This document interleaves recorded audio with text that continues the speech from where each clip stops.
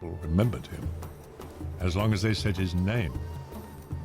So he built monuments to himself and to his beloved Nefertari.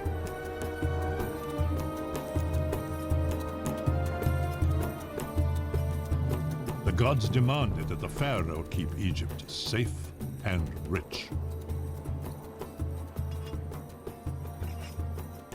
So on the bank of the River Nile, at Egypt's southern border, Ramesses constructed Abu Simbel, a warning to the barbarians beyond.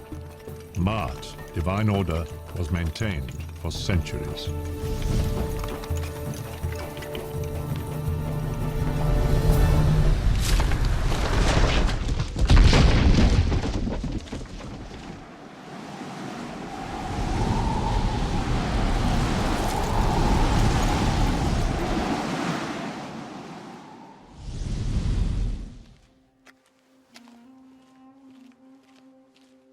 As I was looking for clues to mummification, I became involved in the lives of the pharaohs. You visit their tombs and temples, translate their inscriptions. You can't help but wonder about them as people. I'm viewing Ramses as a person, but you have to remember, Ramses was viewed by the Egyptians as a god, responsible for divine order in the universe. What kind of king was Ramses? What kind of man? Ramses was the pharaoh of the Exodus. This may be the only face from the Bible we will ever see. When I first looked at his mummy, I remember thinking about all the things Ramses did. Ramses personally led his troops into great battles. 3,000 years ago, he signed the oldest known peace treaty.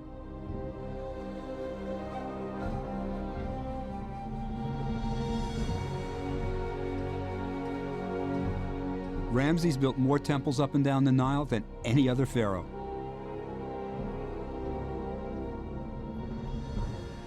Sure, it took 20 years to carve Abu Simbel out of the mountain, but Ramses ruled Egypt for 67 years. He had plenty of time to build. For 1,000 miles throughout all of Egypt, Ramses built temples to please the gods and ensure that divine order prevailed.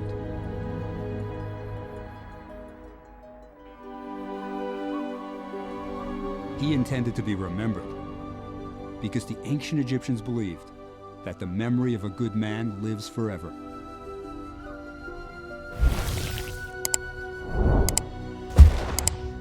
But accounts of Ramesses' deeds were lost to history, because no one could read the ancient Egyptian texts, the hieroglyphs, on his temple walls.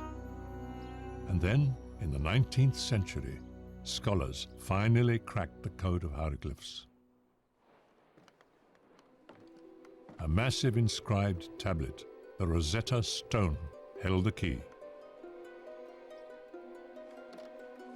The buildings and papyrus scrolls came alive. Only a few dozen people could read hieroglyphs, and one of the finest translators was an American, Charles Wilbur.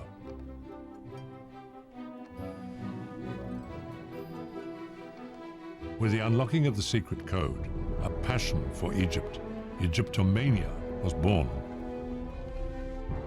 And ever more adventurers arrived on Egypt's shores to search the sands for hidden tombs.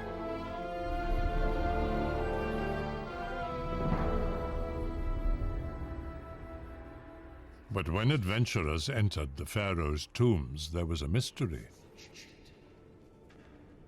They found paintings of the pharaohs, their gods, and their mummies everywhere.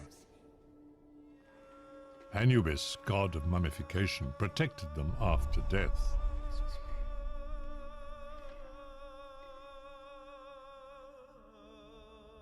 Painted food and drink fed the mummies. The night sky kept watch over the sleeping pharaohs.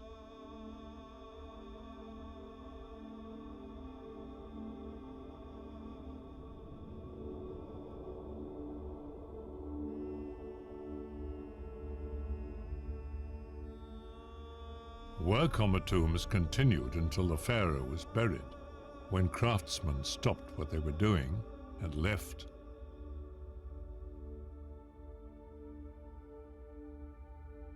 But though these tombs were made for kings, not a single pharaoh's body remained.